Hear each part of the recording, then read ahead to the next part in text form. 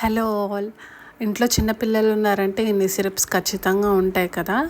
And ఇప్పుడు cough syrup తీసుకోవద్దని news కూడా వస్తుంది కదా. పాపం 23 బేబీస్ కిడ్నీస్ ఫెయిల్ అయి చనిపోయారు అని చెప్తున్నారు. అక్కడ ఎవరిది తప్పు ఒప్పు అని పక్కన పెడితే మనం ఇప్పటికైనా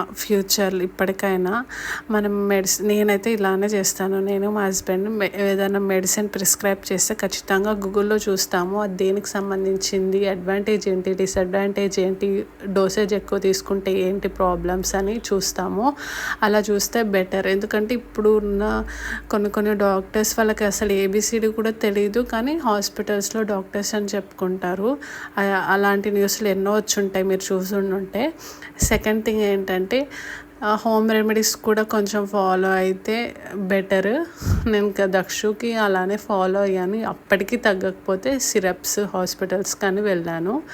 థర్డ్ థింగ్ ఏంటంటే ఫీడింగ్ మదర్స్ కూడా ఒక్కొక్కసారి హెల్త్ ఇష్యూస్ వచ్చినప్పుడు మీరు డాక్టర్కి చెప్పాలి నేను ఫీడింగ్ మదర్ని అంటే దాన్ని బట్టి ప్రిస్క్రైబ్ చేస్తారు, లేదంటే మామూలుగా ఇచ్చేస్తారు. ఫీడింగ్ మదర్ అంటే వాళ్ళకి సపరేట్ మెడిసిన్ ఇస్తారు, అంటే డోసెస్ తక్కువ ఉన్నవి రాస్తారు అనమాట.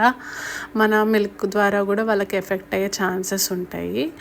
అండ్ ఇవన్నీ మనకి చిన్న చిన్న న్యూస్ ఛానల్స్లో వస్తాయి, ఒక వారం వస్తాయి పోతాయి. ఇలాంటి పెద్ద పెద్ద డైరెక్టర్స్ ఒక మూవీ తీస్తేనే కానీ మన మైండ్లో గుర్తుండిపోతాయి.